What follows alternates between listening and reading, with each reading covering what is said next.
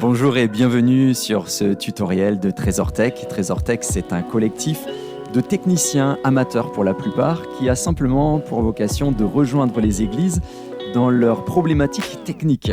Avec la crise du coronavirus, puisque cette vidéo est enregistrée en mars 2020, on s'est rendu compte que les églises ne peuvent plus se réunir et on a déjà proposé pas mal de choses pour la diffusion des cultes, la diffusion des messages ou des temps de louange depuis chez soi, depuis la maison ou même depuis le local de l'église quand c'est possible. Mais là, une autre problématique se pose, c'est la question des réunions de prière. Comment maintenir une vie de prière dans l'église alors que nous sommes tous confinés à la maison? Eh bien, on va vous présenter dans ces quelques minutes qui viennent une solution facile, une solution gratuite, en tout cas au démarrage, et une solution très pratique pour continuer de nous réunir. Cette solution s'appelle Zoom. On vous en parle tout de suite. Donc, la première étape, c'est d'aller sur votre navigateur web. Vous tapez www.zoom.us. Vous cliquez sur « Inscrivez-vous », c'est gratuit. Vous renseignez votre adresse email. Vous cliquez sur « S'inscrire ». Je ne vais pas le faire puisque moi, c'est déjà fait. Et ensuite, vous allez recevoir un mail avec un lien à activer, un lien d'activation. Vous cliquez là-dessus et à partir de là, vous accédez à votre espace personnel à partir de cet onglet « Se connecter ». Donc voilà, une fois que vous êtes connecté à votre espace personnel, vous avez différentes options, vous avez différents onglets et l'onglet qui nous intéresse particulièrement, c'est l'onglet « Réunion », bien entendu, pour faire notre réunion de prière. Ce que je suis en train de vous montrer là, c'est uniquement pour la personne qui administre le groupe, le pasteur ou la personne qui a été désignée responsable pour organiser ça. Tous les utilisateurs, tous les paroissiens qui vont venir se rajouter au groupe à la réunion n'ont absolument pas besoin de passer par la case inscription. Ils vont simplement recevoir un mail avec un lien que vous allez leur envoyer. Je vais vous montrer ça dans quelques secondes. Et ils cliqueront sur ce lien pour accéder directement à notre réunion de prière. Ceux qui utilisent un téléphone, c'est à peu près similaire dans la mesure où il suffit d'aller sur votre store habituel, de télécharger l'application Zoom.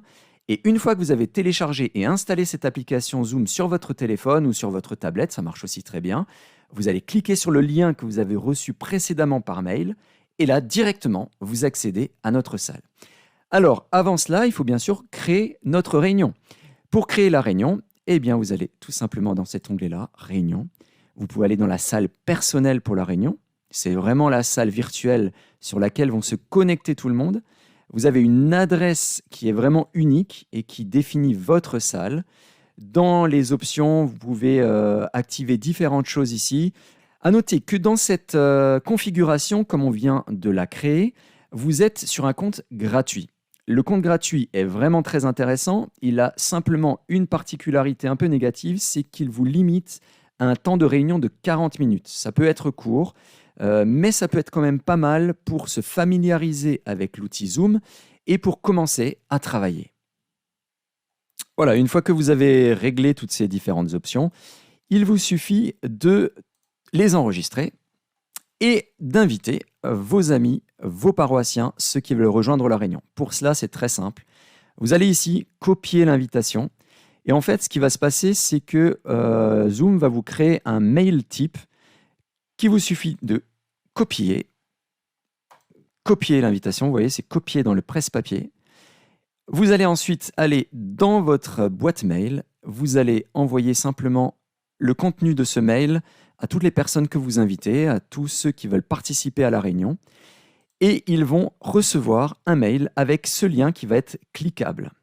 Et il suffira donc pour eux de cliquer là-dessus. Un petit programme va s'installer sur leur ordinateur. Et à partir de là, ils vont accéder à votre réunion.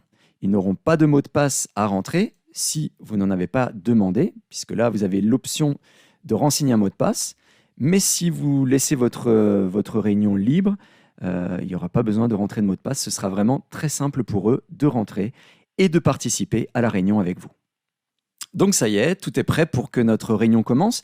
Là, vous avez deux options. Soit vous commencez la réunion tout de suite, ou vous programmez la réunion. Vous avez possibilité d'envoyer un mail en programmant la réunion. Mais vous pouvez très bien annoncer dans le mail que vous aurez envoyé précédemment rajouter dans votre mail simplement l'horaire à laquelle va commencer la réunion. Et simplement, quelques minutes avant, vous venez ici, vous appuyez sur commencer la réunion. Et qu'est-ce qui va se passer? C'est que votre réunion va directement démarrer. Donc, l'interface administratrice est la suivante. On nous demande si on veut rejoindre l'audio par ordinateur, c'est ce qu'on va faire. Et on voudra aussi peut-être démarrer une vidéo. Sur mon espace là, je ne vais pas le faire. Par contre, on va attendre que des participants arrivent. Alors, je vais me connecter de différents autres ordinateurs pour pouvoir avoir 3-4 autres connexions et qu'on voit à quoi va ressembler notre interface. Donc voilà, notre réunion a commencé. On va dire que je suis l'administrateur du groupe. On voit qu'on est 4 participants. En cliquant là-dessus, les 4 s'affichent. Trésor Tech, donc c'est moi. Je suis donc l'hôte, celui qui a la possibilité d'enregistrer par exemple la réunion. C'est uniquement l'administrateur qui peut faire ça. Ou alors les utilisateurs peuvent le faire, mais avec l'autorisation de l'administrateur. Je peux partager mon écran si je veux. Je peux inviter d'autres personnes à nous rejoindre si je n'ai pas eu l'opportunité de le faire avant ou si j'ai oublié quelqu'un en envoyant mon mail tout à l'heure. Je peux aussi envoyer différentes réactions, ça peut être sympa. Je peux aussi converser. Donc par exemple là, vous voyez que Fred n'a pas activé ni son micro ni sa caméra, donc il ne peut pas nous envoyer sa vidéo ni parler avec nous. Par contre, il peut toujours nous envoyer un message de manière écrite. Il y a aussi possibilité de voir différemment. Là je vois les 4 participants, mais je suis obligé de cliquer là-dessus et j'ai en gros celui que j'aurais sélectionné ou celui qui est en train de parler. Mais là, j'ai une possibilité d'avoir une autre vue qui est très intéressante, c'est la vue galerie avec les vignettes de chacun qui s'affiche. Alors là, on n'est que 4, les vignettes sont assez grosses, mais si vous avez 30-40 participants, plus vous allez avoir de participants, plus ces vignettes vont être petites afin qu'elles rentrent toutes dans ce cadre-là. Il y a une autre option qui est intéressante, c'est si une personne parle trop ou si on a envie de reprendre, nous, la parole, eh ben, on peut simplement cliquer sur muet, par exemple sur Amélie, pour éteindre le son, pour enlever des interférences. Et là, vous avez la possibilité donc d'administrer votre groupe, de parler, de mener votre réunion comme vous voulez. On a testé le chant. Alors, je vous avoue que le chant, tous chanter ensemble, c'est un peu compliqué, hein. Il faudrait donc, pour que ça marche vraiment bien, couper le son à tout le monde ou demander à tout le monde de couper son son. Parce que avec les retours des uns et des autres, ça fait un espèce de brouhaha, c'est assez compliqué à gérer, ça se gère, mais c'est pas vraiment terrible. Donc si vous voulez chanter ensemble, peut-être prenez le leadership ou donnez le leadership à l'un des membres en ne lui activant uniquement son son et en demandant aux autres de désactiver le leur. Voilà, je crois que le tour est fait. Si vous avez des questions, n'hésitez pas dans les commentaires sur notre page Facebook Trésor Tech également.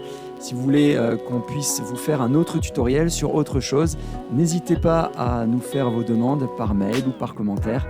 Si c'est possible pour nous de le faire, ce sera vraiment avec plaisir qu'on le fera. Que Dieu vous bénisse, bon courage à vous et que votre Église puisse grandir, prospérer et continuer de vivre. À bientôt.